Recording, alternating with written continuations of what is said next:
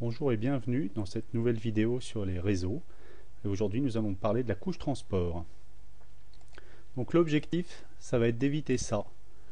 Un train qui passe sur une route et qui bloque complètement la circulation. Au niveau des réseaux, l'objectif c'est d'éviter qu'un flot de données monopolise la connexion réseau et empêche les autres communications. Par exemple, on souhaite pouvoir utiliser Skype et en même temps pouvoir aussi télécharger un fichier, consulter un site web et envoyer un mail. Donc pour ça, on va voir quels sont les principes qui sont mis en œuvre au niveau de la couche transport. Le premier principe, c'est de segmenter les données. Au lieu de transmettre un flot de données continu, on va transmettre les données par petits paquets, des segments. C'est la couche transport qui s'occupe de segmenter. De même, on va aiguiller les données. Donc chaque application qui souhaite entrer en communication avec une autre va utiliser un port d'émission, le port source pour envoyer sa requête, et il utilisera aussi un port destination qui est défini et connu, qui sera lié avec l'application distante.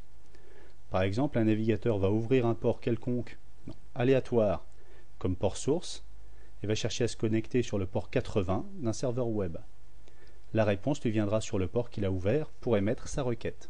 Ça, c'est la notion d'aiguillage. Troisième notion, la notion d'ordre. Si on envoie les informations par segment, par petits bouts, ça peut être intéressant de les remettre dans l'ordre pour que notre page web s'affiche correctement du début à la fin.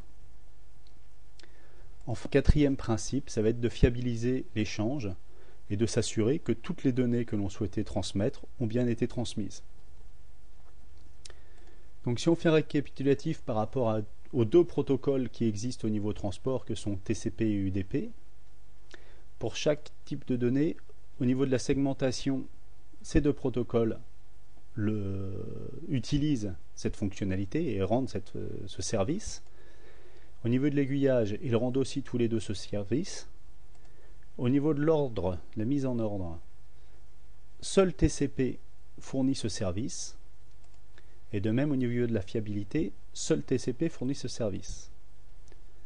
À partir de là, on va pouvoir voir dans quel cadre on va utiliser TCP ou UDP. Alors, TCP va être utilisé pour les transferts standards de données dont on ne connaît pas a priori la taille. UDP va être préféré et choisi pour les données courtes, donc dont l'unité de mesure sera la trame ou le segment, ou alors pour les flux intenses, quand on a par exemple les flux vidéo, où on préfère perdre une image plutôt qu'avoir un film qui ne respecte pas le flux naturel, ou encore quand on souhaite faire de la diffusion, c'est-à-dire quand une machine souhaite parler à la cantonade à toutes les machines qui l'entourent. Si on regarde maintenant dans une trame, dans un échange de trame, comment cela se voit, comment cela se passe, au niveau du protocole TCP, on va avoir l'ouverture d'une connexion par un échange de 3 trames de synchronisation, avec les indicateurs SYN qui veulent dire synchronisation et ACK pour l'acquittement. Donc ça ouvre une connexion et ça va permettre par la suite de créer un flot de données avec les acquittements. À chaque trame ou ensemble de données transmis, il va y avoir des acquittements. Si on regarde les trames qui sont au-dessus de cet échange TCP, on voit les deux trames DNS qui utilisent le protocole UDP, où on a d'abord la requête sur une trame, puis la réponse sur une autre trame. Le choix du protocole UDP se justifie parce que l'on sait que les données, aussi bien au niveau de la requête que de la réponse, ne tiennent que sur une seule trame, et qu'il n'y aura donc jamais besoin d'ordonner les données reçues. Et s'il y a un problème de fiabilité, eh bien, on réitérera la demande. On n'a pas besoin de créer un canal de connexion lourd pour cela.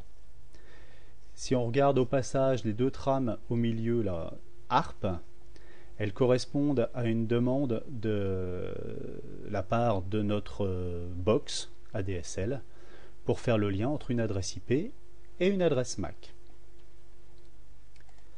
Voilà, vous avez à peu près toutes les informations sur le protocole TCP et UDP sur la couche transport. Et je vous souhaite une bonne fin de journée. Je vous dis à bientôt. Merci.